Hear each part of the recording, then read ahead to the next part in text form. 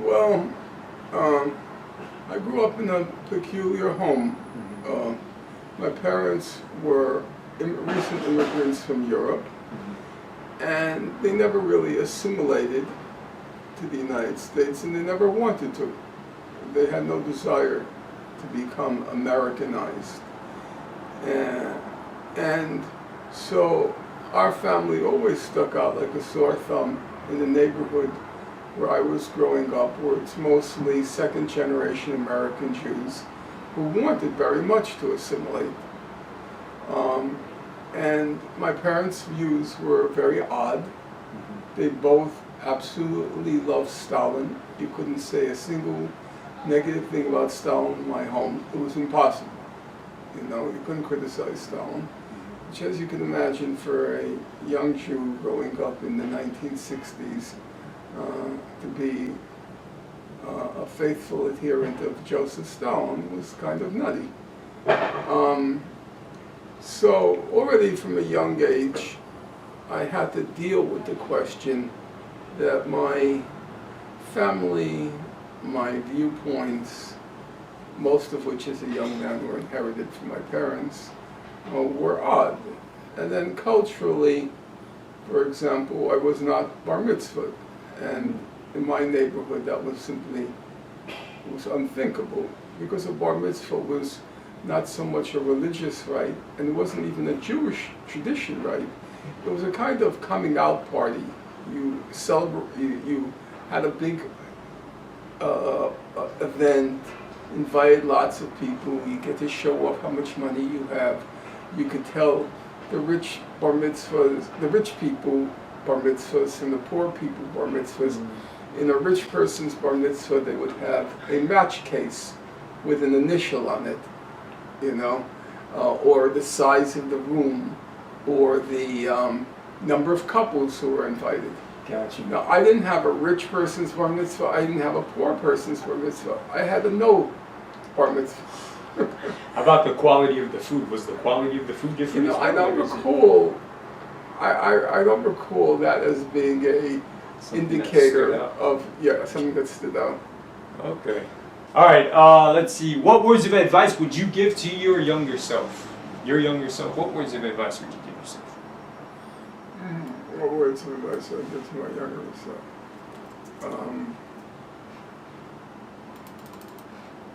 Be open-minded. Yeah. Truth can be found everywhere and anywhere. Cool. You never know who might have a handle on the truth. So listen to everybody. That's good. I like that. Anything else?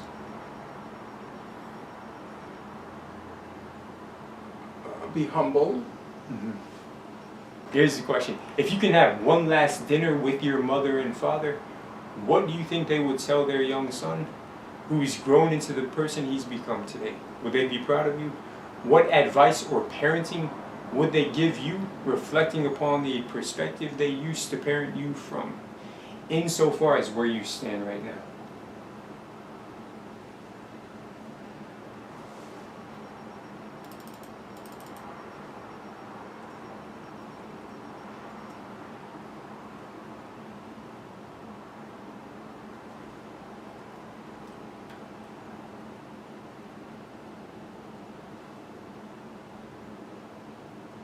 I did with my life what I wanted to do. I cannot say whether they would have approved or not. Would they have been proud?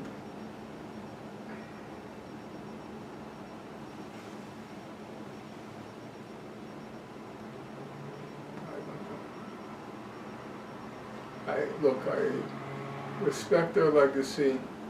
I did what I can to vindicate what happened to them. But I cannot say that they would have necessarily approved what I did with my life. I cannot say that. I have no idea. Like with most things, they would approve some things and not approved others. I don't think they would care anymore, because I'm coming myself to the end of my life. So it's a done deal. It's water under the bridge. Doesn't make much of a difference. Do you fear death? What do you think about your relationship with death? Yeah. I can't really comprehend nothingness. Do you believe in the aspect that we're made of spirit? That each person has a soul or a spirit? Is that something that's...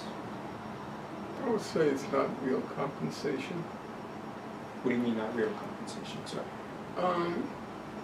Even were it true, it doesn't really, Oh, okay. it doesn't offset the fact of death. Think of it this way, perhaps. In physics... Do you fear death? I fear leaving this realm. I know this sounds a bit oxymoronic. Leaving this realm prematurely, I guess you could say. But I also believe somewhat in fate, destiny in a sense. I believe in there being an order amidst the chaos and a higher, grander sort of divine intelligence at work despite the flaws and the free will of humans, which causes tumult and chaos and turmoil. I think at the grander spectrum, there is order, so. And I think, things happen for a reason. It's not always easy to make sense of it. Maybe it's never made sense of. But what I was going to say is the point of physics. It seems there's a law in physics, if I'm not mistaken, which says what exists cannot not exist. So, from ice to water to steam, somewhere else off to another room, who knows what happens, right? The same way with the spirit. So if you do believe in a spirit, within the body, what is it? Body, spirit, what is it? Body, soul. Mind, body, soul, I guess you could say. Anyways, so if you do believe in there being a spirit, you having a unique spirit, maybe that brings some peace to knowing that physics says, don't worry, what exists cannot not exist. Alright, more emphatically, have you ever seen a real dead body before in real life? No. Okay, neither have I. But Well, my mother's, oh, okay. when I took her out. Were her eyes open? Could you, or was it closed? Didn't look. Sorry. Alright, well, it seems like in a dead body you sort of see a glaze in the eyes, a hollowness of an existence. There's nothing there, pretty much. But when you look into another person's eyes, you can see. Yeah, I think that's true. Life. I think it was Shakespeare who said the eyes are the mirror of the soul. Sure, cool. Well said, okay. So yeah, it's that point, I guess. How is your health? Is your health? Yeah. It's good. No complaints. That's good. The importance of money. Any thoughts about the importance of money?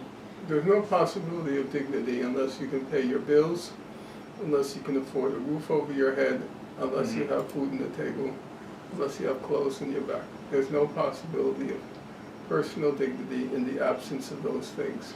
Gotcha. And there's no possibility of human dignity if you're dependent upon somebody else to supply those things, because you lack the autonomy then to be your own person. That having been said, I think it's very easy to live on very little. To live what? So. It's very easy to live on very little. Oh yeah. I never owned a car. I never learned to drive. Wow. I never used an ATM. I've never been into social media. I've never owned a cell phone, an iPhone, and any of those gadgets.